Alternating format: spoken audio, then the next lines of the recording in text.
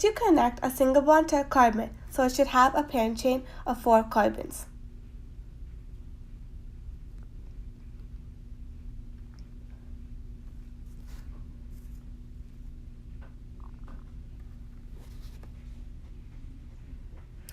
Then you add a hydroxide with a single bond to the first carbon, which has 1 oxygen and hydrogen.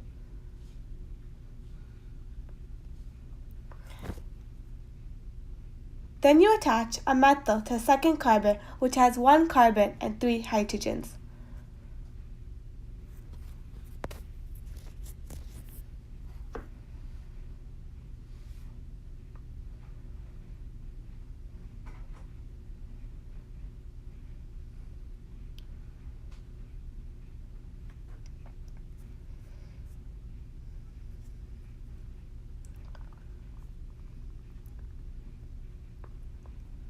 Last, you add hydrogens to the carbons in order for the carbon to have 4 bonds. So you add 2 hydrogens to the first carbon,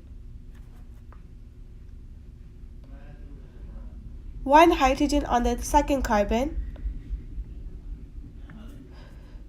2 hydrogens on the third carbon,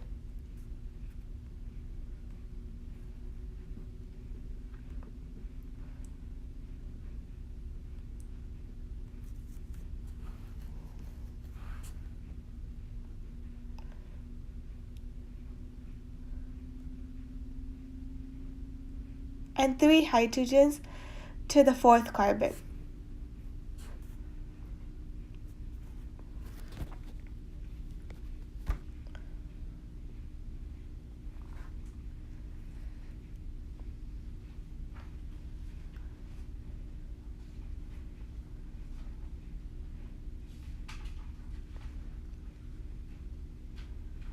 This reactant is a model of 2-methyl-butane-1-ol, which is a primary alcohol.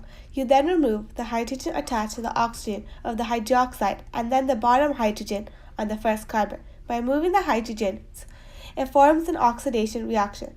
By removing the 2 hydrogens, the second model will form an aldehyde.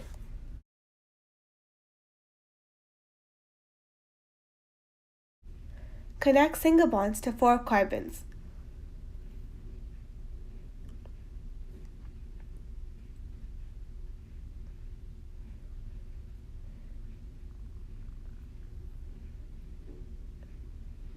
Attach a methyl to the second carbon.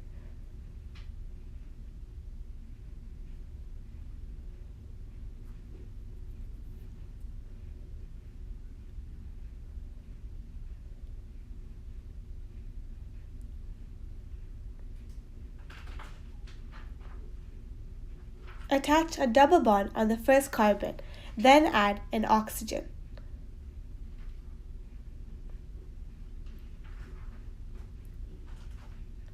Add hydrogens when necessary in order for the model to be stable. The carbon needs 4 bonds, oxygen needs 2 bonds, and hydrogens need 1 bond.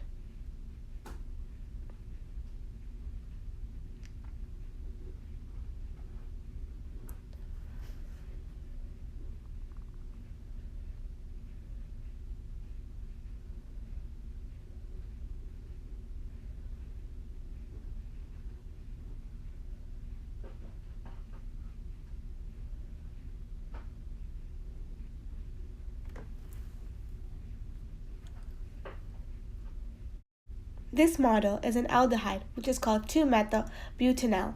By adding oxygens, it forms an oxidation reaction. 4 carbons are attached to single bonds and it has a parent chain of 4 carbons.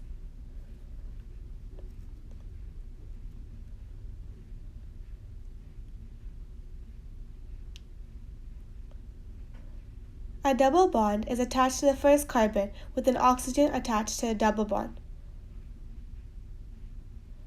A hydroxide is attached to the first carbon.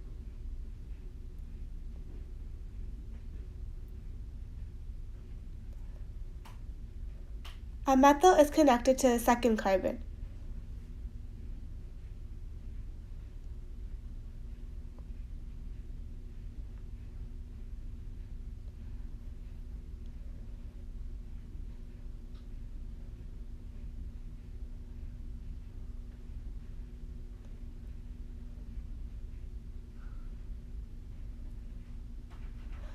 Lastly, hydrogens are added to make the model stable. Without the hydrogens, the carbons would be unstable.